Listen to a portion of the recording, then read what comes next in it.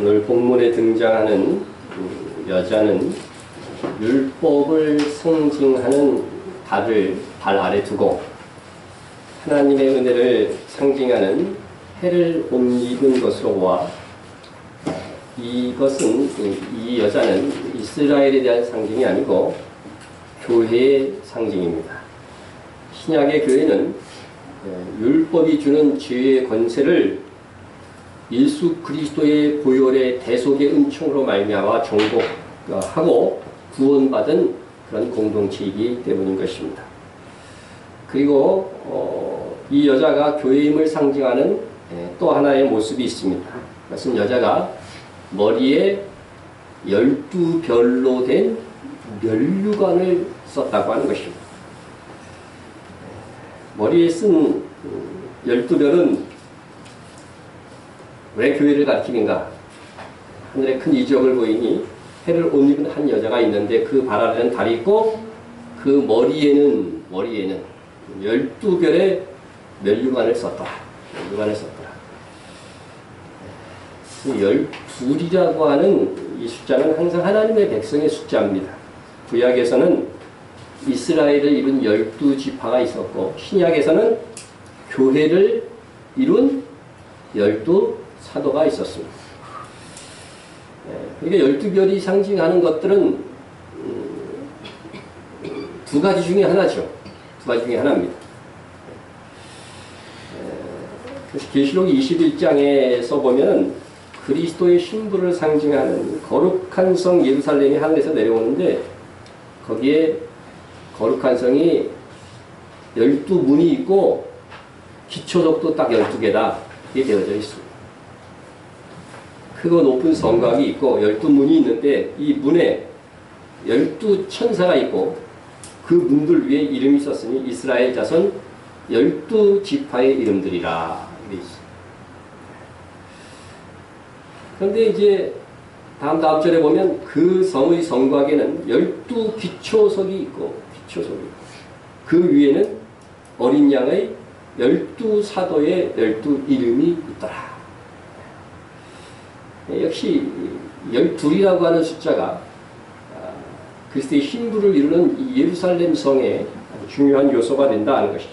그러나 그 모든 기초는 사도다 하는 것들을 우리가 알 수가 있습니다. 12별로 된 면류관이 12지파의 조상을 의미하는 것이면 이는 여자는 이스라엘을 의미하게 되는 것이고 12사도를 의미하게 되면 역시 이 여자는 교회를 상징하는 것이 됩니다. 우리는 이미 12지파의 조상들이 요셉의 꿈에서 창세기 37장에서 보면 12지파의 그 조상들을 별로 비유한 것들을 우리는 이미 배웠죠. 그렇다고 해서 그것이 지금 오늘 본문의 12별을 의미하는 것일까? 하지만 계시록 내에서 보면은요, 별은 교회 지도자의 상징입니다. 교회의 지도자 중에 가장 높은 서열에 있는 것이 성경에 보면, 신약 성경에 보면 첫째는 사도요 이렇게 나오죠. 교회 지도자를 별로 표현한 것이 창세기 1장에 보면 있는데, 내가 보는 것은 내 오른손에 7별의 비밀과 또 7 금초대라. 7별은 7 교회의 사자요. 7 촛대는 7 교회니라. 그러니까 여기서 분명히 별은 사자를 의미합니다. 우리가 요한계시록은 좋은 것이 뭐냐면요, 어려운 부분들은 해석을 해놨어요. 대부분 해석을 해놨고 나머지는 그냥 문자 그대로 보면 된다는 거죠. 그래서 별은 교회의 사자다 이렇게 얘기했습니다. 그럼 별은 교회의 사자라고 했을 때 이 사자는요 성경에서 보면 이게 엔젤이에요. 영어로 하면 이게 엔젤은 천사잖아요, 그죠? 그러나 성경에서 사자라고 할 때는 사람을 의미하기도 했어요. 하나님의 기쁜 소식을 전하는 사람은 역시 엔젤로 표현했다는 거죠. 그래서 그 다음 절이 이제 계시록 2장 1절인데 보시면은 이 사자가 사람인 것을 우리가 분명히 알 수 있는데 에베소 교회의 사자에게 편지합니다. 그것을 보아서 이 사자는 교회의 지도자를 의미한다는 것을 볼 수 있습니다. 사자가 천사를 의미하는 것이라면 요한에게 편지를 써가지고서 천사한테 보내라는 것이 말이 됩니까? 그렇잖아요. 예? 천사가 사람에게 하나님의 소식을 갖고 오는 일이 있어도, 그죠? 사람이 편지를 써서 하나님의 소식을 천사한테 전한다. 그거는 이치적으로, 그죠? 상식적으로 말이 안 되는 것입니다. 그러므로 12별의 면류관은 교회의 최초의 지도자 12사도를 상징하는 것이고, 나아가 교회의 영광을 상징하는 것이다. 면류관이니까 영광을 상징하는 것이다. 그리고 이 12별은 면류관이라고 했어요. 원어로 하면 스테파노스. 이것은 상급의 관이에요. 상급의. 왕관이 아니에요. 상급의 관. 예? 마라톤 우승자에게 월계관 씌워주는 건 알죠. 그죠? 그대로부터. 그 월계관하고 똑같은 단어예요. 그러니까. 수고한 자에게 상급으로 주는 것이라고 하는 겁니다. 우리는 계시록 11장 18절 바로 전장에서 종선자들과 성도들과 또 작은 자든지 큰 자든지 주의 이름을 경외하는 자들에게 상 주시며 또 땅을 망하게 하는 자들에게 멸망시킬 때로소이다. 이것은 일곱째 나팔이 불면은요, 세상에는 뭐가 시작돼요? 이제 심판이 시작되는 거죠. 그러나 이때는 교회는 뭐가 돼요?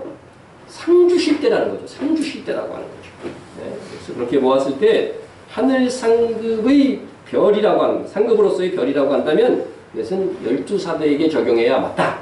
왜냐하면 12지파의 조상들은 사실상 상 받을 만한 일을 하지 않은 사람이 더 많죠. 요셉을 팔아먹고 뭐 이런 일들을 했으니까. 다니엘서를 와서도 이 별은 상을 의미해서 상을. 네? 보십시다. 많은 사람을 옳은 대로 돌아오게 하는 자는 뭐같이? 별과 같이 영원토록 있다. 그러니까 마지막 시대를 예고했던 다니엘서 12장도 역시 별처럼 빛날 것이다. 별처럼 빛날 것이다.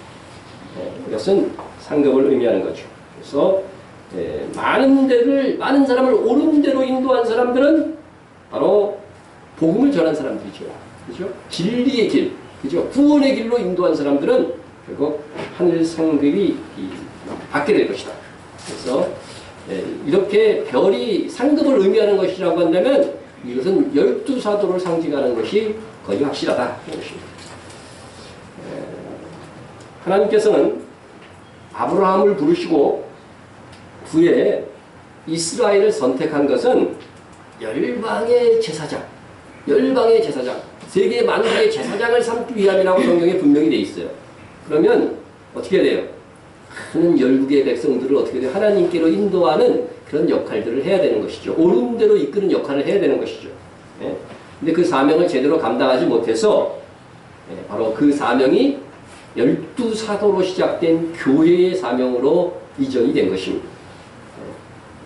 주님께서 사도들로 인해서 세워질 교회가 이 사명을 감당하게 될 것을 이미 예수님께서 돌아가시기 전에 아니라 승천하시기 전에 분명히 말씀해 주셨어요.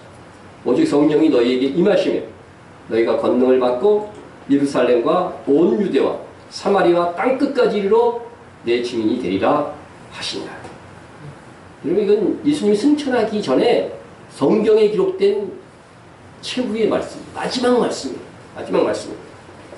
이후에 예수님의 말씀대로 어떻게 했어요? 성령께서 임하셨어요. 오순절 성령 강림절에 성령께서 임하셨어요. 그래서 그날 뭐가 세워집니까? 예루살렘 교회가. 하루에 몇 명이 돌아왔어요 그때요? 3,000명의 예루살렘 교회. 이렇게 몇 년 동안 해도 이렇게 크게 안 모이는데 하루에 3,000명 모였어요. 할렐루야입니다. 정말. 그리고 이후의 사도들은요, 복음을 위해서 일생을 바쳤어요. 그리고 사도들이 전하지 않았는데도 막 로마에 교회가 있고 막 미리 이렇게 있는 걸 보면은요, 여기서 정말 오순절이니까 세계 각곳에 사는 유대인들이 다 와가지고 거기서 이걸 목격한 거거든요. 그래서 그들이 가갖고 교회를 세우고 막 한 거예요. 그러니까 정말 이 오순절 성령 강림절을 기점으로 해서 사도들은 복음에 완전히 헌신을 했어요. 12사도는 모두 복음 때문에 순교했다고 봐도 과언이. 그래서 요세푸스가 쓴 기록을 중심으로 해서 조금 다른 것도 첨부했지만 이 사도들이 어떻게 그들의 일생을 끝냈느냐, 전에도 한번 살펴봤지만 다시 한번 살펴보면서 정말 이들이 많은 사람을 옳은 대로 인도한 면류관을 받은 자다라고 하는 것을 확증하려고 합니다. 베드로는 어떻게 죽었습니까? 예, 미켈란젤로가 그린 베드로의 순교 장면에 대한 그림입니다.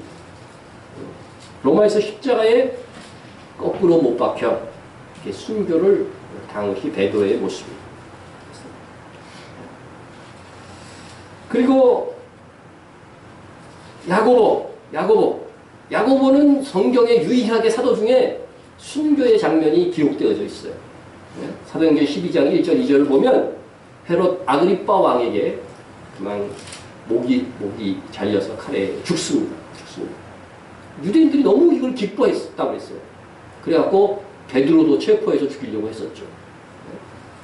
자, 그 다음에 3대 제자 중에 하나인 또 요한. 요한은 어떻게? 요한은요, 그 소아시아 지역에서 잡혀가지고서요, 기름을 넣고 막 불을 떼가지고서 그 속에 집어넣었어요. 근데 안 죽었어요. 그렇게 해서 안 죽으면 죽이는 사람들이 어떨까요? 당황할 정도가 아니죠. 두려운 거죠. 두려워. 죽였다 큰일 나겠다. 우리가 되네. 네? 그래서 유배를 보내죠. 거기 어디입니까? 반모섬에 유배를 보내는데 그곳에서 바로 계시를 받고 우리가 지금 이렇게 1년 넘게 듣고 있는 요한 계시록을 기록을 한 것입니다. 그래서 반모성에서 유배되고 그곳에서 자연사 했다는 말도 있고 뭐 또 나와서 에베소에 조금 있었다는 얘기도 있는데 자연사한 것을 보는 것이 정설입니다. 그러니까 실질적으로 요한도 순교한 거나 다름이 없어요. 그죠? 다름이 없어요. 그 다음에 베드로의 형제 안드레는 헬라에서 복음을 전하다가 아가야성이라고 하는 곳에서 X자형 십자가에 매달려서 순교를 했어요. X자형 십자가. 그래서 순교 시에 그것을 감당하는 주지사가 물었습니다. 이렇게 얘기했습니다. 지금이라도 예수를 믿는 신앙을 포기하면 살려주마. 이렇게 얘기하니까 마지막 죽어가면서도 안드레는 지사님이요, 그대는 그대의 영혼을 잃지 마십시오 하면서 말하고 십자가에서 순교했다고 하는 것입니다. 빌립은 소아시아 부르기아에서 전도하다가 기둥에다가 이렇게 묶여가지고서 매달려가지고서 사람들로부터 찢겨져서 순교했다고 합니다. 그 유해는 나중에 로마로 옮겨서 지금 로마에 묻혀 있습니다. 그리고 마태복음의 저자이기도 한 마태는 어떻게 죽었느냐? 이디오피아에서 전도하다가 잡혔어요. 그리고 사람들이 그냥 바닥에 누워서 질질 막 끌고 가는데도 막 끌려가면서도 복음을 전했대요. 결국 그들의 칼날에 목이 베어져서 순교했다고 하는 것입니다. 도마. 우리나라에도 왔다고 말하는 사람들이 있어요. 이 도마는 어떻게 죽었느냐? 인도에서 전도하던 중에 군인들이 던진 창을 맞아서 순교했다고 하죠. 정말 순교했어. 그래서 인도에 가면은 이 도마에 이게 순교 기념교회가 그 마을 첸라인가? 거기 제일 높은 곳에 이렇게 자리 잡고 있습니다. 그리고 야고보가 2명 있었죠. 예수님의 제자에 알페오의 아들 야고보가 있었는데 이 야고보는 시리아에서 전도하다가 또 예루살렘에서 전도하다 이렇게 했는데 그를 잡아가지고서 때리고 또 군중들은 시체나 다름없는 그를 성전 꼭대기로 데리고 가서 거기서 밀쳐서 던져서 순교했습니다. 떨어졌는데도 불구하고 또 거기서 돌을 던지고 해서 완전히 정말 그림에는 그래도 저렇게 깨끗한 것, 실제로 그 일을 당했으면 얼마나 참혹하게 죽었겠습니까? 이렇게. 그 다음에 다데오. 이것은 알페오의 아들 야고보와 형제죠. 이 다데오는 시리아, 아라비아, 페르시아 이렇게 다니면서 순교했는데, 여기 그가 순교한 지역에 바로 이란입니다. 이란에 이렇게 순교교회가 있다는 게 신기하죠. 근데 여기에 못 무너뜨린 게 유네스코에 등록되어 있어요. 그래서 유지가 되고 있는 거죠. 그래서 다데오, 우리는 이름만 알고 있는 제자 다데오, 그도 이렇게 이란 지역에서 순교했다고 하는 이 흔적을 남기면서 올해 이렇게 그의 기념교회가 있는 것입니다. 그리고 예수님의 제자 중에 가룟 유다 대신 들어온 제자가 있었죠. 누구죠? 마띠아는 이디오피아에서 전도하다가 관중들이 수없이 던진 돌에 맞아서 순교하면서 복음을 외쳤다는 거죠. 그래서 이디오피아의 기독교인이 많은 거는 이 사도들이 이 지역에 가서 이렇게 전해서 그런 거예요. 전해서 그런 거죠. 그래서 지금 많은 유대인들이 이스라엘로 돌아왔죠. 이디오피아에 있던 유대인들이. 그런데 그 중에 상당수는요, 기독교인입니다. 그리고 또 기독교인 유대인들은 이제 안 받아주기 때문에 속이지 않고 그냥 유지해서 지금 알리하지 않고 있는 분들도 있죠. 있습니다. 또 예수님의 제자 중에 시몬이라고 있어요. 베드로 말고 시몬. 시몬이라는 제자가 있는데 이 제자도 역시 이란 지역, 그죠? 이란 지역. 이분은 북아프리카에도 갔고 흑해 지역 이게 쫙 돌아다녔는데 이란 지역에서도 복음을 전하다가 최후에는 거기서 순교를 했어요. 그래서 이것이 또 이란에 있는 슈라스라고 하는 슈라스 지방에 있는 그의 다데오의 순교 기념교회입니다. 순교 기념교회. 그래서 이 교회는 세워진 지 그렇게 얼마 안 됐어요. 100년 전에. 100년 전이니까 별로 안 된 거예요. 그 역사를 보면은 100년밖에 안 됐는데 이 교회에 대한 그 탐방기 같은 걸 제가 인터넷에 찾아보니까 1980년도에 이란의 회교혁명이 일어났죠. 80년대 여기 없었던 사람도 있겠지만 1980년대 제가 그래서 대학생이었어요.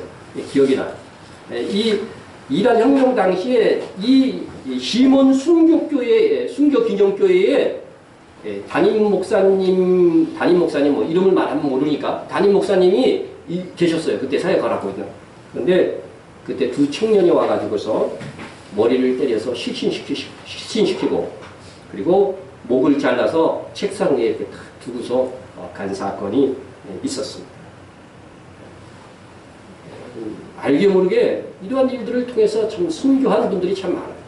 그리고 교회 뒤쪽에는 4세기경에 순교 사화를 이렇게 기록해 놓은 게 있어요. 기록해 놨는데 셔플 1세가 페르시아 왕이었던 셔플 1세가 기독교인을 몇 명 죽였냐면 40만 명을 죽였어요.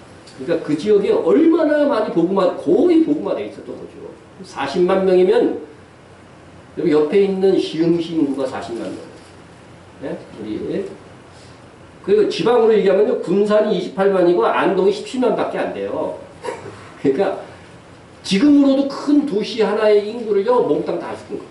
그 정도의 기독교인이 있었던 거예요. 이란에. 네?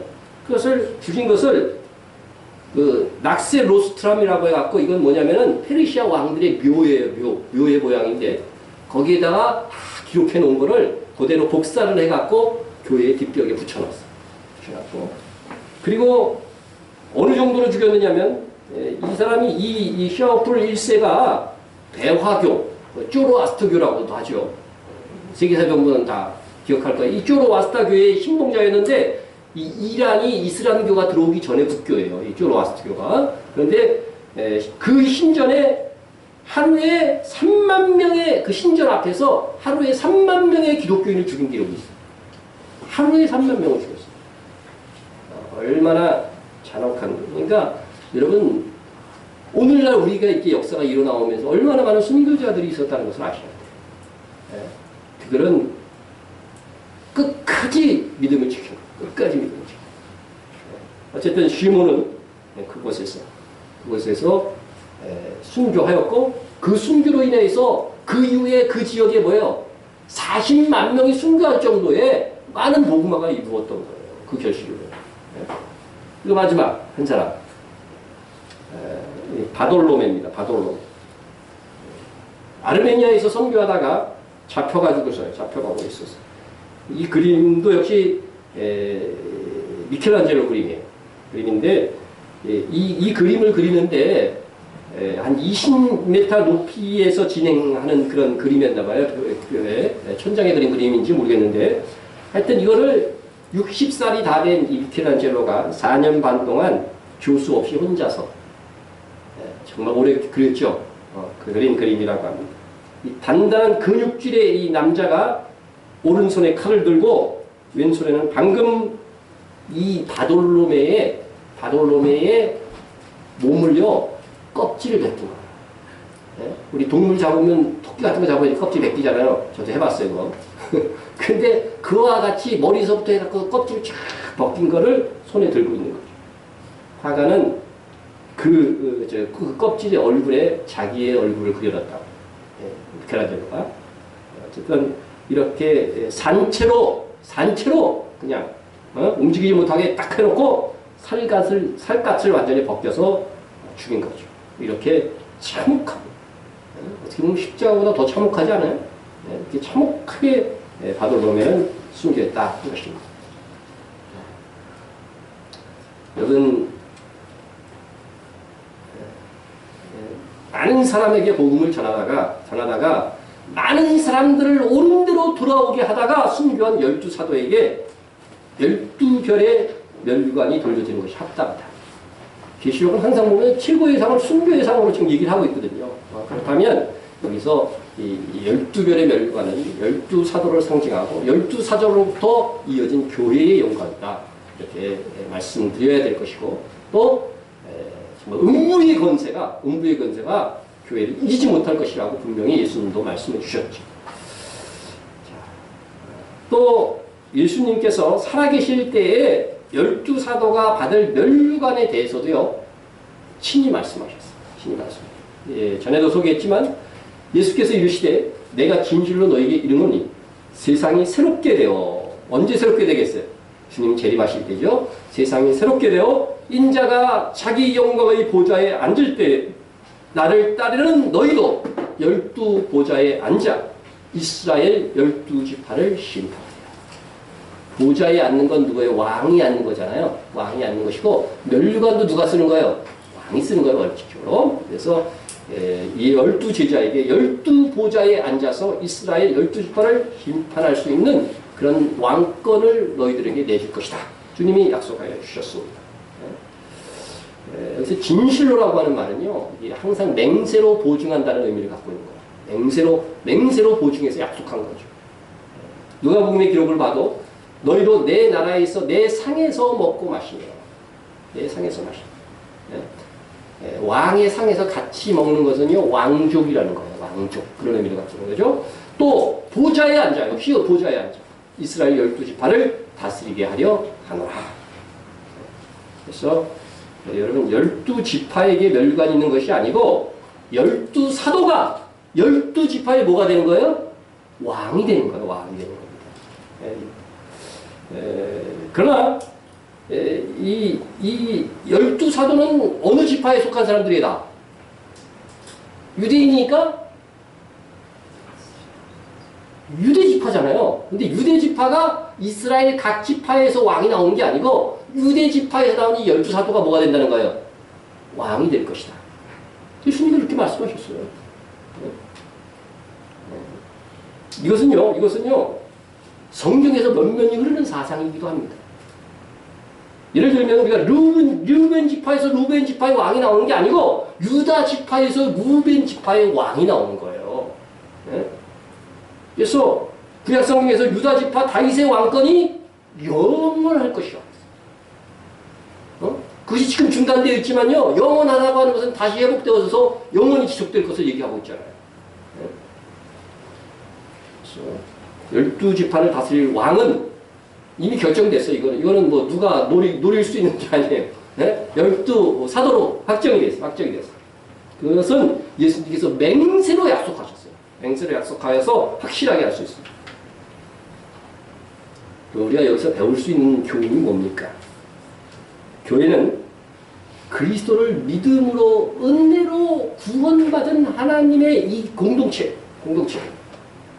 그러므로 상속자가 되는 그것이 은혜에 속하기 위하여 뭐 되라니? 믿음으로 되라는 거예요. 믿는 자들에게만 은혜가 임하는 거죠. 안 믿으면 은혜가 안 임해요. 네? 그러니까 이 믿음과 은혜는요, 동전의 양면과 같은 거예요. 그렇죠? 사실은 믿는 것도 하나님의 선물이라고 그랬으니까 이게 사실은 다 은혜인 거죠. 다 은혜인 겁니다. 네?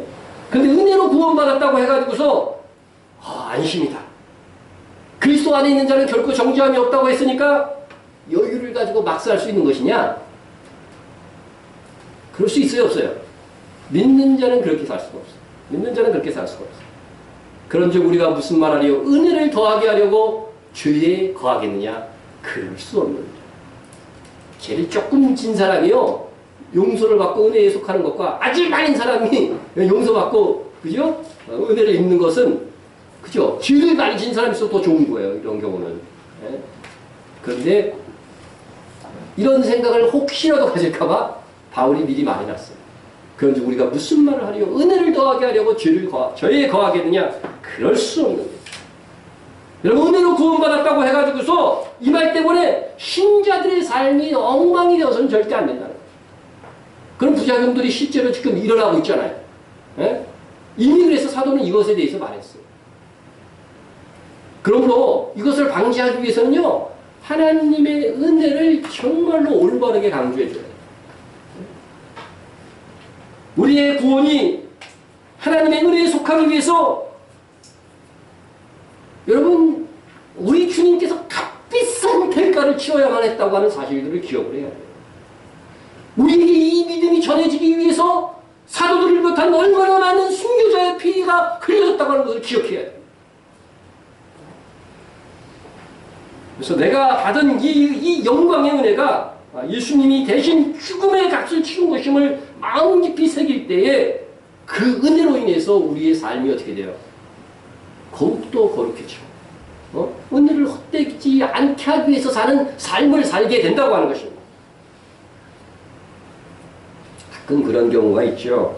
나는 참 덜 먹고 아껴서 누구를 도와줬는데 도와준 그 사람은요, 나보다 더 풍성하게 펑펑 쓰더라. 그러면 굉장히 씁쓸할 수 있죠. 사람이 의도하지 않았다 할지라도 뭐 도와주고서는 그거 뭐 어떻게 쓰든지 그 사람 마음인데, 근데 우연히 그것을 파괴했다면 씁쓸하죠. 그러나 그런 사람도 자신이 받은 은혜가 누군가의 희생의 산물이라고 하는 것들을 안다고 한다면 반성하게 되고 받은 은혜를 함부로 낭비하려고 하지 않을 것입니다. 우리가 은혜로 구원받았다는 것은 하나님이신 예수 그리스도께서 사람으로 낮아지셔서 피조물이 되시고 인간들에게 지옥을 당하신 거잖아요. 하나님이에요, 하나님. 우리를 창조한 하나님이 인간에 대해서도 그 피조물들한테 지옥을 당한 거 아니에요. 진가침을 당하고 말이죠. 십자가에 못 박혀서 돌아가셨다. 그것이 나를 위한 것이다. 이것을 가슴 깊이 새기는 것입니다.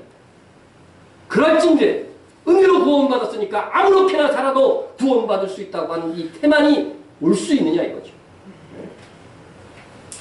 만약 그런 자세라면 그것은 은혜의 구원이 무엇인지도 모르고 그것을 은혜의 구원을 받아들인 사람이 아니라고 하는 것이죠.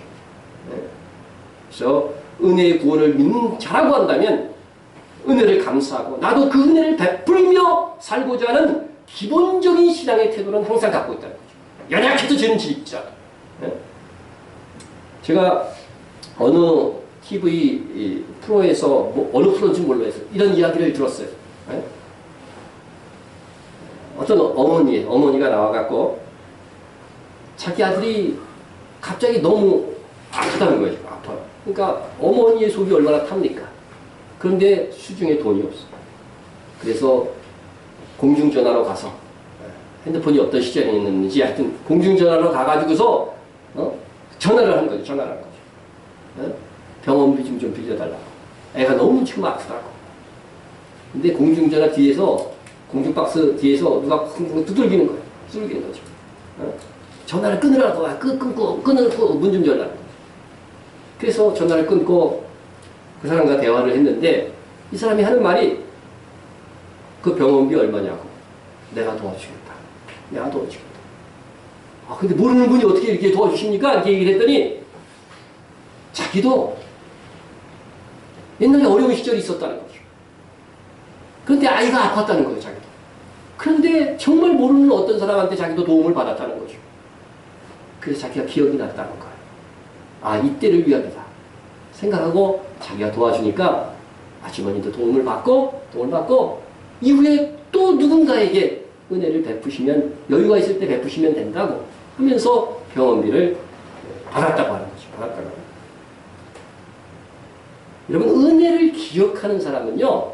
은혜를 베풀게 돼 있습니다. 오히려 하나님의 은혜로 받은 구원을 깊이 새기지 못하기 때문에 우리가 태만해지는 거예요. 은혜로 구원받은 아는 성도는 그 은혜를 나도 베풀리라 그렇게 마음먹게 됩니다. 이처럼 은혜로 구원받았다고 하는 것은요, 아무렇게나 살아도 된다고 하는 그런 말이 아닙니다. 은혜로 구원받았음을 아는 교회가 얼마나 그 은혜의 이 복음을 전하고 그 은혜의 삶을 얼마나 실천하는가에 따라서 12별로 된 이 면류관이 상징하는 하늘의 상급을 받게 될 것입니다. 12사도가 복음을 전하고 또 죽도록 충성해서 그 면류관을 받아서 12지파를 다스리게 되었 것이라고 한다면 우리도 그러해야 되는 거죠. 과연 우리 동네 신길동을 다스리는 면류관은 누가 쓸까? 적어도 그 정도는 어디서 나와야 돼요? 주신길교에서 나와야 돼요. 옆에 큰 교회에서 나오면 안 돼요. 우리 교회에서 나왔으면 좋겠어요. 다른 동까지 다스리는, 유다 지파가 12지파 다 다스리잖아요. 다른 동네까지 다스리는 왕들이 우리 교회에서 좀 나왔으면 좋겠어요. 이런 거는요, 거룩한 소원이니까 소원을 가지고 힘쓰는 교회가 차지할 겁니다. 차지할 거예요. 세례 요한의 때부터 지금까지 천국은 침노당하나니 침노하는 자는 빼앗는 자. 율법과 선지자는 요한의 때까지요. 그 후부터는 하나님의 나라의 복음이 전파되어 사람마다 그리로 침입하느니라. 얼마나 우리가 가는 천국의 그날까지 정말 이런 말씀들은 역동적이고 적극적으로 신앙생활을 해야 하는지를 보여주는 것입니다. 정말 우리 일생의 이 마지막 순간까지 천년만국에서 영원한 하나님의 나라에서 더 많은 고을을 다스리기 위해서 열정적으로 우리 충성합시다. 왜 세례 요한의 이후 때부터 천국을 빼앗는 자가 차지할 것이라고 말씀하고 있느냐 하는 거죠. 왜냐하면 그때로부터 그 이전까지는 뭐예요? 율법과 선지자이기 때문에 이스라엘 안에만 복음이 있었어요. 그러나 요 세례 요한의 때부터 이때 땅끝까지 복음이 전파되는 시기라고 하는 거죠. 시기라고 하는 거예요. 그래서 이방인들에게 이 복음의 문이 열렸는데 이 은혜의 복음을 땅끝까지 전하는 이 가장 주님께서 귀중하게 보시는 이 일에 가장 잘 감당한 교회, 가장 잘 감당한 사람들이 가장 귀중한 상급이요 면류관을 주실 것이라고 하는 그것을 우리 주님께서 우리 안에 이제 작정하셨기 때문에 천국을 침노하는 자가 되라고 말하는 거죠. 땅을 차지하라고 하는 이 말은요, 바로 우리가 다스릴 고을을 확장해 보라는 거예요. 이런 도전을 우리에게 주셨단 말이죠. 그러므로 우리가 복음을 전할수록 천국을 빼앗는, 천국에서 우리가 다스릴 땅이 더 넓어지는 겁니다. 그러니까 여러분, 우리 교회가 그걸 잘 감당하면 다 여러분들이 한 부분이 그 여러분에게 뭐가 되었어? 여러분에게 똑같은 상이 되는 거예요. 그래서 우리에게 하늘의 큰 상을 받게 하는 것은요, 가장 큰 상을 받게 하는 것은 전도하는 것이고 선교하는 것입니다. 이를 알고도 이 면류관을 얻지 못한다면 참으로 슬픈 일입니다. 온 가족이 그래도 같이 믿으면 최소한 2명은 전도한 거예요. 저도 최소 2명은 한 거죠. 우리 애들이 다 교회 나오니까. 여러분, 가족이 안 나오는 분은 몇 배 더 해야 돼요. 다른 사람이라도. 예? 예? 여러분의 생각이 너무 먹고 마시는 일에 몰두해 있으면 안 됩니다. 그거는요, 바로 주님이 경고하신 노아 시대의 사람들처럼 하는 거예요. 노아의 때에 된 것 같이 인자의 때에도 그러해요. 노아가 방주에 들어가는 날까지 사람들이 먹고 마시고 장가들고 시집가더니 홍수가 나서 그들을 다 멸망시켰습니다. 여러분, 먹고 마시고 시집가고 장가가는 것이 죄가 아닐 수 있습니다. 그러나 그런 일에 너무 집착해서 심판이 오고 있다고 하는 것들을 전혀 생각도 하지 않는 거죠. 네? 멸망의 길을 가는 거라는 거예요. 홍수에 죽은 사람들 중에는 하나님을 믿는 사람들도 있었습니다. 베드로서 3장 19절을 보니까. 그들은 노아의 7 식구와 같이 사명을 감당하지 않은 사람들이에요. 그들은 세상 사람들이 죽을 때 같이 멸망했습니다. 그러나 노아는 방주를 지었고 의를 전파해보라고 하였습니다. 의를 전파했다고 하는 것은 구원의 복음을 당시 사람들에게 전한 것입니다. 그럼에도 당시 사람들 중에 노아의 말을 듣고 회개하고 각성한 사람들은 없었습니다. 그러나 중요한 것은 노아와 그 7 식구는 세상의 악함 속에서도 조롱 속에서도 복음을 전했던 것입니다. 여러분, 노아가 의를 전파했을 때에 이것이 구원의 길이라고 전파한 거 아니에요? 네? 얼마나 사람들이 조롱했을 것 같아요. 노아 가족에도 아무도 이걸 인정하지 않고 있는데. 네? 아니, 마지막 시대는 똑같다고 하라. 마지막 때가 됐습니다. 주님 가까이 올 때가 됐습니다. 이렇게 전하면요, 아무도 그게 이 반응이요 시원치 않을 거라는 거죠. 시원치 않을 거. 네. 어떻게 하는지 그래도 우리는 때를 얻든지 못 얻든지 복음 전파를 위해서 영혼권의 열정을 갖는 우리가 되어야 할 것입니다. 그럼 여러분, 복음을 위해서 어떤 모양으로라도 기여하세요. 기여하세요. 네? 이스라엘로 떠나기 전에 우리 지원하는 김성 교사님이 이렇게 말을 했어요. 내가 그곳에서 전도해서 한 영혼이 돌아왔다면 그것은 내 공로만 자랑할 것이 절대로 아니라는 거죠. 교만할 일이 아니라는 거죠. 선교지에서 한 영혼이 주께로 돌아오기까지는 선교사를 지원하기 위해서 헌금한 성도들이 있었고, 또 대부분의 경우는요, 그 영혼이 이게 돌아와서 얘기 간증을 들어보면 그 영혼을 위해서 기도했던 주변의 사람들이 있더라는 거예요. 있었다는 거죠. 네? 그리고 그 구원을 위해서 그동안 실제로 그 사람에게 전도했지만 수십 번, 어떤 사람들에게는 수백 번까지 실패한 전력이 있더라는 거예요. 전력이 있어. 그런데 마지막 순간에 하나님이 때가 되면 자기를 통해서 돌아왔더라는 거죠. 네. 여러분, 모든 것이 협력하여서 한 영혼이 주께로 돌아오는 거예요. 그러므로 여러분, 오늘부터 정말 영혼을 위해서 기도하시고. 네. 그리고 어떻게 해서는 아껴서 여러분 선교 헌금하시고, 어떻게든 직접 간접으로 복음을 전하는 일을 하려고 여러분 시도해 보세요. 노아는 열매는 없었어요. 하지만 노력했으니 어떻게 돼요? 상인인 거죠. 상인인 거죠. 이것이 성도의 바른 자세고 우리 교회가 앞으로 더욱 힘쓸 일인 것입니다.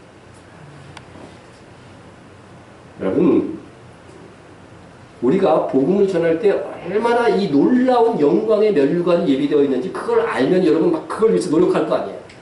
그런데 율법의 일꾼들과 비교해서 우리의 영광이 얼마나 클 것인가.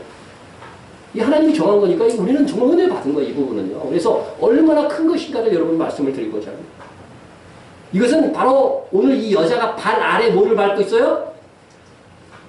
달이 뭐예요? 율법을 밟고 있는데 이 율법의 직분자들의 영광과 우리는 해를 옷 입었으니까 이 복음, 해의 이 영광을 차이를 말하고 있는 거죠. 자, 돌에 써서 새긴 죽게 하는 율법 조문의 직분도 영광이 있어. 율법을 위해서 일하는 사람들도 제사장이나 이런 사람들 다 이 영광이 있어요. 멸관이 있긴 있어요. 있어.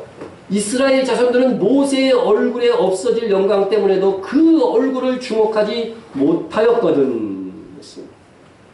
하나님께서 너희들 이 율법에 충성하면, 율법의 직분에 이 충성하면 얼마나 큰 멸관이 있는가, 얼마나 큰 상이 있는가를 알게 하시기 위해서 시내산에서 율법을 가지고 다 모세가 내려오니까 모세의 얼굴에서 뭐가 났어요? 광채가 났어요. 광채가 났어요.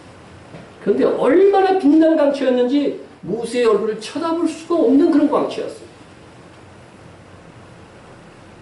여러분, 그의 형이었던 아론, 대제사장 아론조차도요, 모세의 얼굴을 쳐다보지 못했어요. 기록해 보니까.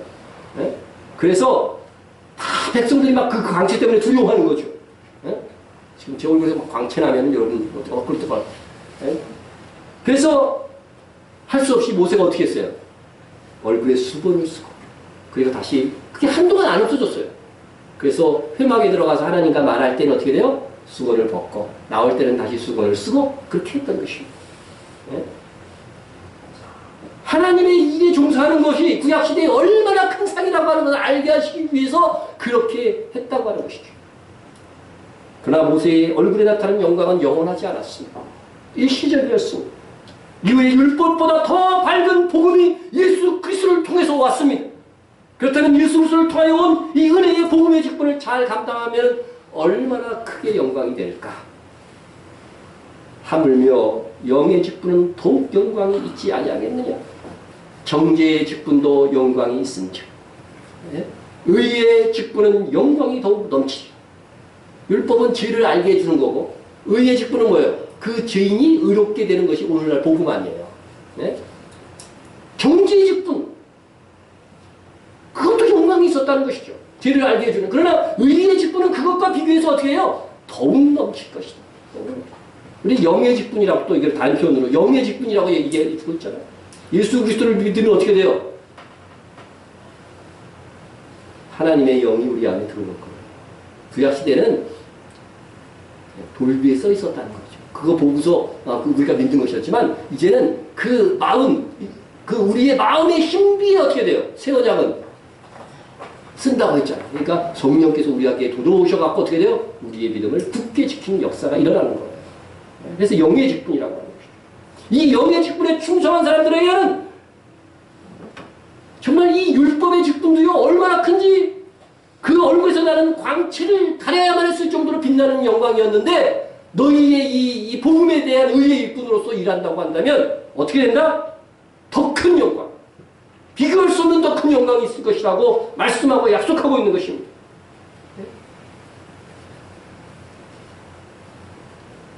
영광되었던 것이 더 큰 영광으로 말미암아 이에 영광될 것이 없으나 없어질 것도 영광으로 말미암았은즉 길이 있을 것은 더욱 영광 가운데 있느니라.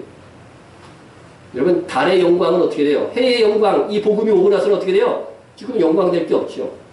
해가 없을 동안은 어떻게 돼요? 달이 영광된 거예요. 지금 율법의 어떤 일꾼이 되면 어떻게 돼요? 이거 아무 상관이 없어, 이거는. 지금은 뭐가 왔기 때문에? 해가 의미하는 은혜의 복음의 시대이기 때문에 이 은혜의 복음을 전하는 자들에게만 뭐가 있다? 율법 시대의 그 영광보다 훨씬 더 큰 영광이 있을 것이다. 이것을 말씀해 준 것입니다. 이 은혜의 시대에 복음을 전하는 자들에게 이런 영광이 있을 것입니다. 영광이 있을 것입니다.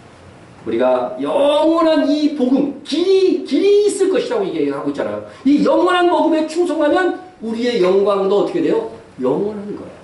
영원한 영광이에요. 그러니까 우리가 이 땅에 살 때 어떻게 살아야 됩니까? 지금 이것을, 이 멸류관, 이 무수한 약속이 있는데, 그럼 우리가 이 땅을 살 때 어떻게 살아야 되느냐? 이 멸류관을 어떻게 살아가야 될 거 아니냐, 이거죠. 아마도 모세의 얼굴에 그 영광의 광채가 딱 나타나서 이 영광의 크기가 얼마나 될 것인가 하는 것을 보여준 것처럼, 하나님의 나라에서 이제 최종적으로 가면은요, 외모에서도 그 영광의 차이가 나타날 거라고 생각해요. 딱 보면 아는 거죠. 네? 천국에서 저기 지나가는 김 집사를 봤는데 휘황찬란하게 막 가. 근데 나는 반딧불 광채를 저 멀리 보는 거예요. 천국에서 가서도 망신을 당할 수 있어요. 우리 모두가 하나같이 믿음으로 받는 은혜의 복음을 전하는 일에 힘써서 하나님의 나라에서 해처럼 빛나는 우리가 됩시다. 오늘 말씀 찬양으로 부를 우리 찬양 가사입니다. 당신의 그 성금이 천국에서 해가 치빈다. 당신의 그 겸손이 천국에서 해가 치빈다. 당신의 그 믿음이 천국에서 해가 치빈다. 당신의 그 충성이 천국에서 해가 치빈다. 꼭 기억해야 될 것은 어디에서? 근데 많은 성도들이 어디서 빛나려고 그래요? 여기서 지금. 세상에서, 교회 내에서 막 빛나려고 한다.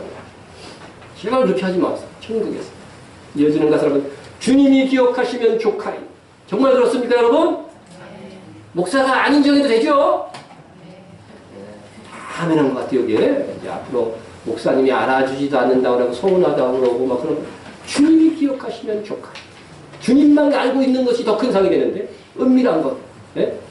예수님 사랑으로 가득한 모습, 천사도 흠모하는 아름다운 그 모습, 천국에서 해가 치빈다. 여러분, 정말 우리에게 약속하신 하늘의 멸류관을 믿는다고 한다면 지나고 많은 세상에서가 아니라 하늘에서 빛나기 위해서 오늘을 살아야 하고 하늘에서 빛날 것을 바라보고서 기뻐해야 돼요. 정말 가슴에 벅찬 감격을 가지고 있어야 돼요. 저는 이 가사에서요, 천사가 흠모하는 아름다운 그 모습, 이게 제일 마음에 다가왔어요. 여러분이 이 세상에 태어난 것을 선택할 수 있다면, 하나님이 천사도 만드시고 사람도 만들었잖아요. 영적 존재로. 그런 천사로 태어나는 게 좋았겠어요? 사람으로 태어나는 게 좋겠어요? 여러분이 선택하면 어느 쪽으로 태어나고 싶어?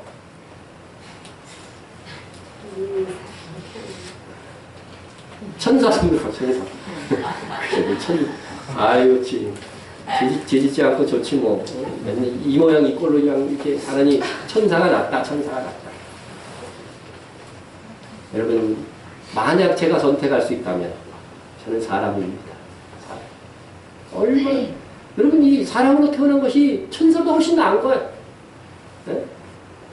천사가 흠모한댔는데 오히려 우리를, 네? 우리는 이미 천사가 흠모할 만한 영광의 직분을 받았습니다. 우리가 가진 의의 직분은 천사도 흠모하는 것입니다. 성경에서 천사가 수고했다고 해갖고 상 주겠다는 약속이 있나요?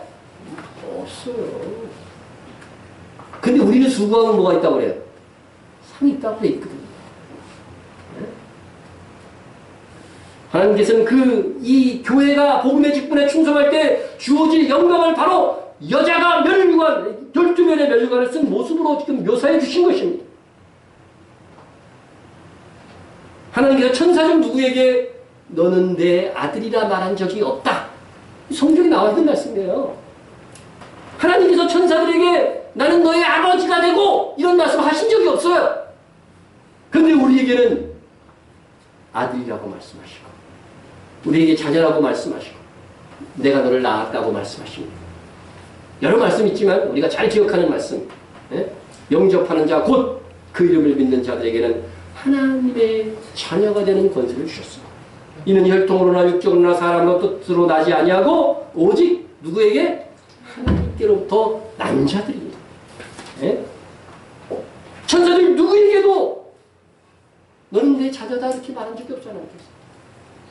천사들 누구에게도 왕위를 물려줄 것이라고 특별히 말한 적이 없어요. 다만 천사들에게는 이렇게 말해줍니다.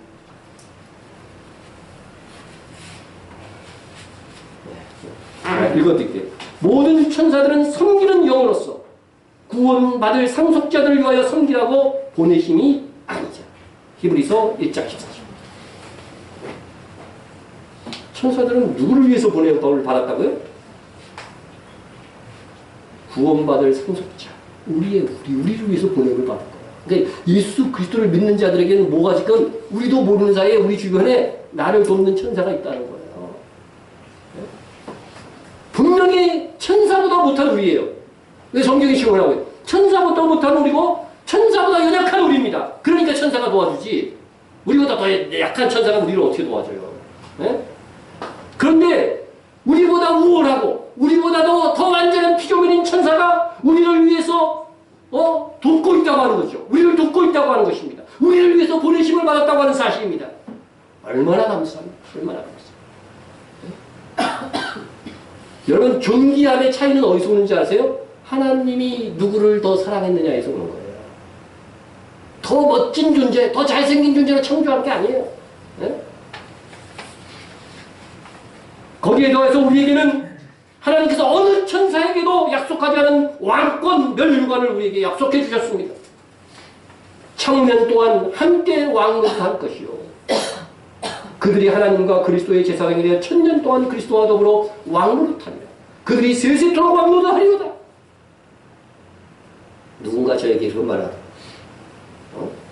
성경에 왕노릇하게 된다는 말이 그렇게 많은 줄 몰랐어요. 네? 천사들은 그들이 수고했다고 상이 없습니다. 왕이 될 것이라는 약속이 없습니다. 그러나 우리에게는 위대한 약속이 있습니다. 너의 수고가 주 안에서 헛되지 않으리라. 현재의 고난은 장차 우리에게 나타날 영광과 비교할 수 없도다. 주를 위해서 받는 고난은요, 비교할 수 없는 영광을 가져다 줄 것이라고 하는 이 위대한 약속이 우리에게 있다는 거죠. 많은 사람을 옳은 대로 인도하면 하늘의 별과 같이 빛날 것이다. 내가 죽도록 충성하라. 그리하면 내가 생명의 멸관을 내게 주리라. 이 약속은 천사도 부러워하고 천사도 흠모하는 하나님께서 우리에게 주신 약속들입니다. 그렇다면 우리가 우리의 멸관을 가장 빛나게 하는, 많은 사람들을 옳은 대로 돌아오게 하는 이 전도와 선교에 힘써야 하지 않겠습니까? 그리고 한 가지, 특히 마지막 시대에는 순교자의 삶을 사는 자들에게 멸류관이 약속되어져 있습니다. 그것은 믿음을 지키기가 점점 더 어려운 시대가 올 것이라는 것입니다. 그러므로 우리가 한편으로는 우리의 삶 속에서 어떠한 일이 있어도 믿음을 지키고 또 복음을 전하는 일에 힘쓸 때에 여자의 머리 위에 쓰여진 멸류관의 영광이 우리의 것이 될 것입니다. 하나님께서는 단순히 우리의 일을 은혜로 택하여 구원해 주신 것만이 아닙니다. 우리의 헌신을 따라 상 주시님을 믿고 우리가 다 같이 천국을 침노하는 하늘의 영광을 쟁취해 나가는 열심히 있는 일꾼이 되라고 독려하신 것입니다. 이상 해를 옷 입고 또 발 아래 달을 든 여자, 그리고 머리에 멸류관을 쓴 이 여자가 교회의 정체성을 정확하게 드러나는 교회의 상징이라고 하는 것을 여러분에게 말씀을 드린 것입니다. 그런데 이 여자가요, 2절에 보니까 애를 가졌다. 아이를 임신했대요. 아이를 임신하면 필연적으로 어떤 일이 생깁니까? 마지막 그 9달쯤 이렇게 가면 뭐가 있어요? 해산의 수고가 있죠. 해산의 진통, 해산의 진통. 저는 해산의 고통이 얼마나 심한 것인지 체험적으로는 몰라요. 내가 안 나갔어요, 실수로. 네? 네. 그런데 얼마나 고통스러운가 하는 것들은 그렇게 교양 있는 제 아내가 소리를 지르는 걸 봐가지고서 알게 되었습니다. 해산의 고통에서 가끔 이를 악물고 소리를 안 지르는 독한 여자도 있다고 그러는데, 그 후에 이게 안 좋대 보면, 예? 치아도 상할 수 있고요. 예. 여러분들은 앞으로 나으실 분들은 소리 좀 지르세요. 예. 그때는 지르는 겁니다. 지르는 겁니다. 간혹 아이를 낳을 때 남편 욕하면서 그런 여자들도 꽤 있다고 그래요. 꽤 있다고 그러는데, 이거 제가 직접 겪지 않아서 하는 말일 수는 있는데, 그래도 새 생명을 낳는 고통인데 욕은 좀 하지 말자. 네? 욕은 하지 말자. 차라리 뭘 기억해요? 우리를 낳기 위해서 주님 이렇게 십자가의 고통을 당하셨군요. 그 순간에 그걸 기억하면은요, 정말 주님이 기가 막히게 기뻐하실 것 같아요. 이야, 이거 너무 아파서 아무것도 기억나지 않는 상황 속에서 주님의 십자가를 기억하면서 내 이 고통의 신음소리를 내는 거죠. 네? 그러니까 이건 제가 뭘 몰라서 하는 말일 수는 있는데, 예, 하여튼 이상적인 그 해산의 진통에 대해서 제가 말씀을 드렸습니다. 해를 옷 입는 여자는요, 은혜로 구원받은 교회지만 뭐가 있다? 해산의 고통, 진통이 있습니다. 여자가 아파서 고통하는 것이니까 이건 분명히 교회가 겪는 해산의 수고입니다. 마지막 시대의 세상도 해산의 고통이 있을 것을 성경이 마태복음 14장에 보면 말씀하고 있어요. 그러나 교회가 겪는 해산의 수고는 다른 성격의 것인 것입니다. 세상이 겪는 것은 심판의 성격이지만 이거는 아니에요. 네? 여러분, 해산의 고통은 다른 사람이 주는 박해로 겪는 것이 아닙니다. 네? 해산의 고통을 겪었던 분들 물어볼게요. 다른 사람이 그 고통을 가져다 준 겁니까? 네? 왜 말들이 없어요? 네? 그거 왜 겪게 됐어요? 그 해산의 진통을. 사랑해갖고 겪었잖아요. 그죠? 사랑해갖고. 사랑의 결실로 겪는 거죠. 그건 정말 자원한 거예요. 그 고통은. 있을 걸로 알면서 자원한 거죠. 자원한 거예요. 네? 여러분, 계시록 12장 전체를 살펴보면요. 용이 여자를 박해하잖아요. 용이 여자가 낳은 아이들을 막 박해하잖아요. 남은 두 손을 박해하려고 하잖아요. 삼키려고 하고. 네? 그런데 이 여자가 아이를 낳으면 삼키려고 한 것이고 남자 아이를 낳은 후에 여자를 박해한 것이지 절대로 임신했을 때 여자를 박해한 게 아니에요. 이게 미미한 거지만요. 아주 세미하게 보면 이걸 분명히 이렇게 구분해서 봐야 돼요. 네? 그래서 13절을 이렇게 보면 용이 남자아이를 낳은 여자를 박해했다 이렇게 되어 있어요. 그리고 용은 여자가 임신한 상태에서는 여자를 박해한 게 아닙니다. 그러니까 여기 나오는 해산의 고통은 용에 의한 고통이나 외부적인 어떤 박해에 의한 고통이 아닙니다. 그럼 의문이 되죠. 용이 영적 존재인데 어떻게 이 여자가 아이를 낳으려고 할 때에 이 해산의 수고의 고통에 포함되지 않을까 이렇게 생각할 수도 있지만 그건 나중에 이 남자아이가 14만 4천이라고 하는 사실을 설명할 때에 추가적으로 설명을 해드리겠습니다. 어쨌든 중요한 것은 해산의 고통은 외부에서 오는 것이 아니라 부부의 사랑의 결실을 얻기 위해서 오는 산고라고 하는 것입니다. 그렇게 볼 때에 이 해를 옷 입은 여자의 산고는 용에 의한 것이 아니고 해산의 수고라는 거죠. 해산의 수고. 사랑의 수고예요. 그러니까. 네? 여자가 낳을 아이가 14만 4천이라고 했으니까 이 14만 4천을 낳기 위한 교회의 수고가 되는 거죠. 그래서 이 수고는 정말 가치 있는 수고가 될 것입니다.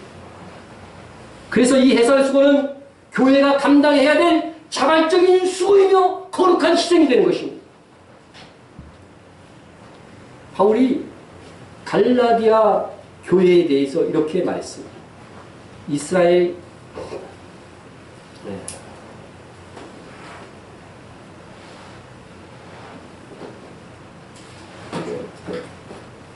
안 됐군요. 나의 자녀들아, 너희 속에 그리스도의 형상을 이루기까지 다시 너희를 위하여 해산하는 수고를 하노니. 갈라디아서 4장 19절. 바울은 해산의 수고를요 자발적으로 기쁨으로 했습니다. 기쁨으로 했습니다. 이거는 외부의 어떤 압력에 의해서 한 게 아닙니다. 자신의 목회적 열심을 해산의 수고라고 말한 것입니다. 마지막 시대의 교회는 14만 4천을 낳기 위해서 자발적인 노력, 자발적인 수고를 해야 한다는 것이에요. 14만 4천이 누굽니까? 이스라엘 자손의 각 지파 중에서 인침을 받은 자들이 14만 4천입니다. 14만 4천이 이스라엘 각 지파에서 1만 2천씩 나와서 14만 4천이 되는 것인지 아니면 유대인 중에서 이스라엘 각 지파를 다스릴 자들로서 이게 14만 4천이 될 것인지는 솔직히 저는 그것까지는 아직 잘 모르겠어요. 왜냐하면 현실적으로 이스라엘 12지파가 다 현존한다고 보기도 어렵고 또 여러 지파가 있는 중인 것은 확인이 되었지만 아직 각 지파에서 1만 2천씩 예수 그리스도를 믿는 자들이 나올 정도의 숫자가 되지 않기 때문에 그렇습니다. 하지만 이들이 이스라엘 자손이라는 것은 틀림이 없습니다. 계시록에는요 어려운 것은 다 해설이 붙었어요. 네? 이것은 뭐를 의미하는 것이다. 그런데 여기는 해설이 안 붙었어요. 그러니까 이스라엘 자손으로 그냥 문자적으로 봐야 된다는 거죠. 네? 마지막 시대의 교회는 이스라엘의 자손 중에 예수 그리스도를 철저하게 믿고 확신하는 14만 4천을 낳는 중요한 사명이 부여되어 있음을 알아야 된다는 거죠. 특히 이는 예수님의 공중 강림 이전에 교회에 주신 사명입니다. 말씀을 통해서 이 비전, 이 하나님의 비전을 깨달은 자들이 이 일을 위해서 매진해야 된다는 것입니다. 바울이 갈라디아 교회의 성도들이 그리스도의 형상에 이르기까지 해산의 수고를 한 것처럼 우리도 이스라엘에서 예수의 피로 속량을 받은 순결한 그리스도의 신부 14만 4천이 나오기까지 해산의 수고를 해야 한다는 것이에요. 계시록 14장에 보면요, 이 14만 4천이 어떤 사람들인가 나옵니다. 이 사람들은 여자와 더불어 더럽히지 아니하고, 여기서 여자는 음녀죠. 음녀의 교회에 물들지 않았다는 거예요. 더럽히지 않은 순결한 자, 어린 양이 어디로 인도하든지 따라가는 자며 사랑 가운데서 속량함을 받아 처음 익은 열매로 하나님과 어린 양에게 속한 자들이니 그 입에 거짓말이 없고 금이 없는 자들입니다. 14만 4천은 정말 순결한 그리스도인입니다. 거짓말이 없는 진실한 그리스도인들입니다. 우리는 우리의 해산의 수고로 이스라엘 자손들 중에 이러한 14만 4천이 낳도록 도와야 한다는 것입니다. 우리는 이 일에 이미 작은 수고로 시작했습니다. 그러나 아직까지는 해산의 수고처럼 극심한 희생을 감당하면서 감당한 것이 아닙니다.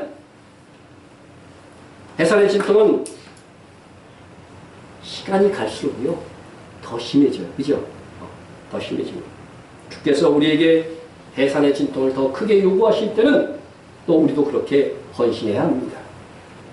기도할 때에도 더 간절히 이스라엘의 회복을 위해서 기도하시기 바랍니다.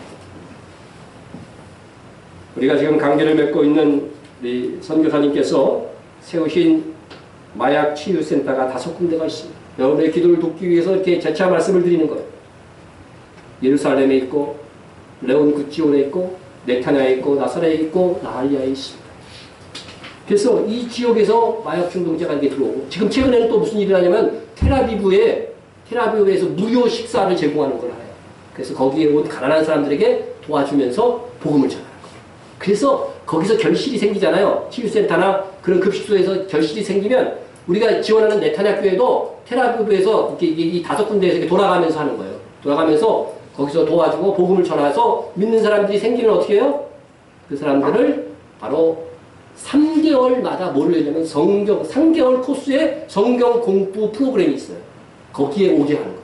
그래서 거기서 확실하게 이제 말씀 안에서의 신앙인으로서 키워주는 거죠. 그래서 1년에 그러니까 3, 40일 4번의 성경 공부가 계속해서 끝나면 새로 이렇게 해서 3개월 코스가 있어요. 그래서 여기서 마약 치유 센터에서 정말 회복된 사람들, 그리고 또 급식소에서 복음을 들은 사람들이 다 이곳에 와가지고서 새롭게 되는 거예요. 새롭게 돼가지고서 이제 그들이 다시 사회에 배치가 되는 거죠. 여러분 이런 일들을 위해서 기도해 주세요. 기도해 주세요. 그런데 이 마약 치유센터마다 유대인 책임자들이 다 생겨났어요. 책임자들이 생겨났는데 이미 3군데는 완전히 자기들이 치유센터에서 회복된 사람들이 자기들이 이제 돈 벌어갖고 이거 유지를 해요. 2군데만 선교사님이 또 이렇게 도움을 주고 있습니다. 그런데 이 마약 치유센터의 책임자들이 모여가지고서 뭐라고 했냐면 우리의 최종 목적은 교회로 발전하는 것이다. 교회로 발전하는 것이다. 그래서 사실 선교사님이 너무 해주고 싶은 말이었는데 그들이 먼저 와가지고 그 얘기를 했다는 거예요. 그 첫 번째 케이스로 네타냐 마약 치유센터가 우리 교회와 또 영상으로 설교를 듣는 분들이 힘을 합쳐서 이렇게 교회로 이렇게 발돋움하게 된 것이죠. 기초를 우리가 세워준 겁니다. 그래서 네타냐 교회가 성공적으로 자리를 잡아야 다른 마약 치유센터에게도 이게 뭐가 돼요? 도전이 되고 비전이 되는 거죠. 근데 정말 좋은 소식들이 전해지고 있습니다. 계속해서 우리의 후원과 기도가 있어야 됩니다. 우리는 1년이나 아니면 그보다 조금 더 지원을 하고 자립할 수 있도록 유도할 것입니다. 처음부터 그렇게 말하고 도운 것이기도 합니다. 그런데 네타냐 교회의 모범을 보고 나할리아 지역에서도요, 교회를 세우고자 하는 바람에 이 소식이 전해졌습니다. 제가 그런 소식을 못 들었으면 괜찮았는데 들은 것은 하나님께서 또 다른 기회다. 이게 생각이 됩니다. 우리가 거기까지도 거룩한 욕심을 내었으면 좋겠습니다. 신앙이 좀 몇 분만 아멘 했습니다. 앞으로 감당하겠다고 하는, 우리는 그래요. 우리는 다 같이 일하는 게 있기 때문에 다른 교회가 이성 교사님이 이렇게 말하고 다닐 때 다른 교회가 서운하면 그 교회에서 하는 거예요. 우리는 2차적으로 또 다른 기회를 주시겠죠. 그렇지만 우리가 네타냐 교회를 지원하는 그 기간이 끝날 때까지도 후원자들이 없다고 한다면 우리가 그것도 해야 될 몫이다 생각이 됩니다. 하나님께서 우리에게 일할 기회를 끊지 않았으면 좋겠다. 특별히 오늘 본문과 관련해서 우리에게 은혜로 주어진 이 기회가 14만 4천을 낳기 위한 해산의 수고인 것입니다. 우리가 먹을 것 다 먹고 누릴 것 다 누리면서 일을 감당하고자 한다면 이게 굳이 뭐 해산의 수고입니까? 그냥 여유 있게 한 거지 그냥. 우리의 희생과 수고가 정말 하나님께서 계획하신 14만 4천을 낳는 해산의 수고가 되었으면 좋겠습니다. 그래서 14만 4천을 낳는 일 중에 우리가 그 일부분이라도 감당한다고 한다면 그 영광이 얼마나 클까? 율법에 헌신한 정죄의 직분도 모세가 얼굴을 가려야 할 정도로 영광된 것이라고 했다면 하나님께서 이 14만 4천을 낳기 위한 이 수고의 기회를 준 이 우리에게 얼마나 큰 면류관을 주실까? 얼마나 빛나는 면류관을 주실까? 그것은 상상할 수 없는 영광의 면류관이 될 것이다 생각이 듭니다. 이 비전은 모든 시대에 주어진 기회가 아닙니다. 모든 교회에 주어진 기회가 아닙니다. 마지막 시대에 그리고 말씀을 통해서 14만 4천에 대한 하나님의 계획을 깨달은 교회와 성도들에게만 그 기회를 얻을 수가 있습니다. 그렇다면 우리에게 이 하나님의 비전에 대한 부름을 받은 것입니다. 선택된 것입니다. 우리가 좀 자부심을 느꼈으면 좋겠어요. 자부심을 좀 느꼈으면 좋겠어요. 우리의 상황, 현실이 어떠하든지 나는 하나님의 14만 4천의 비전에 부르심을 받았다고, 나는 그게 지금 동참하고 있다고, 영적으로 깨어있는 분들은 이 감격이 있어야 돼요. 여러분들 이 말씀을 듣고도 이 영광스러운 멸관을 얻을 기회를 잃어버린다고 한다면 핑계할 수가 없습니다. 다른 교회라면 나는 몰라서 동참할 수 없었습니다. 핑계할 수 있겠지만 여러분은 그럴 수 없어요. 마지막으로 이 말씀으로 여러분에게 해산의 수고에 대한 도전을 좀 드리려고 합니다. 여자가 해산을 하게 되면 그때가 이르렀으므로 근심하라. 아기를 낳으면 세상에 사람 난 기쁨으로 말미암아 그 고통을 다시 기억하지 아니합니다. 엄마가 뭐길래라는 프로그램에서 엄마가 딸에게 한 거기 기사에 있어서 제가 한번 읽어드리겠습니다. 널 7시간 걸려서 낳았다. 그동안 통증이 계속됐다. 애를 처음 가져 처음에는 통증이 20분마다 온다. 그 통증이 점점 짧아진다. 너무 아파 욕이 나온다. 장염의 100배다. 허리 통증이 유독 심했다. 진통 끝에 널 낳았는데 의사 선생님이 내 배 위에 너를 올려줬다. 그런데 네가 날 쳐다보고 있더라. 인형 같았다. 그 감동은 이루 말할 수 없다. 눈물 난다.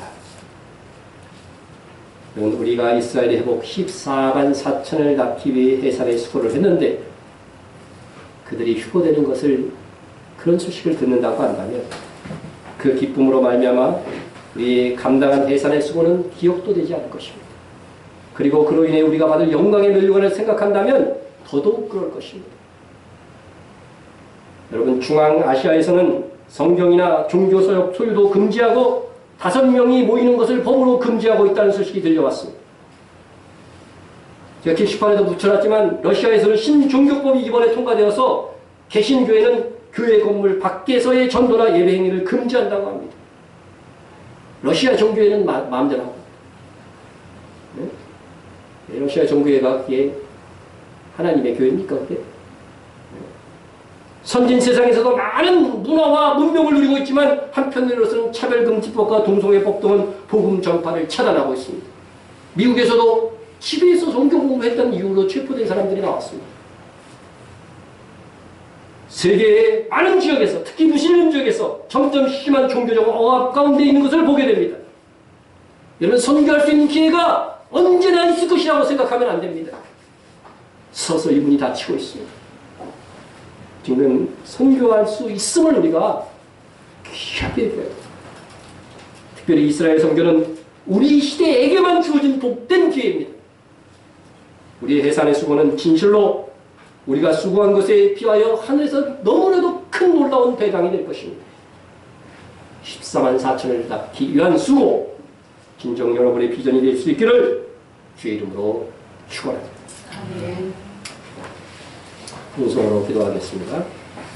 복음을 전하고자 하는 열정을 주소서. 열정을 우리 마음속에 이 열정이 일어나 순교자의 삶을 살도록 노력하겠습니다. 이것이 멸관을 얻는 아주 가장 귀한 삶이 될 것입니다. 14만 4천을 낳기 위한 해산의 수고를 하겠습니다. 성경의 비전을 이뤄나가는 교회와 선교팀이 될 수 있도록 박해받는 성도들을 위해서, 또 이 나라의 동성애 이슬람이 확산되지 않기 위해서, 이스라엘을 위해서, 네타나 교회를 위해서, 또 교회의 부흥과 목회자와 성교와 성도들의 중보를 위해서 함께 기도하도록 하겠습니다. 다 같이 풍성으로 기도합니다. 사랑의 하나님 아버지 감사합니다.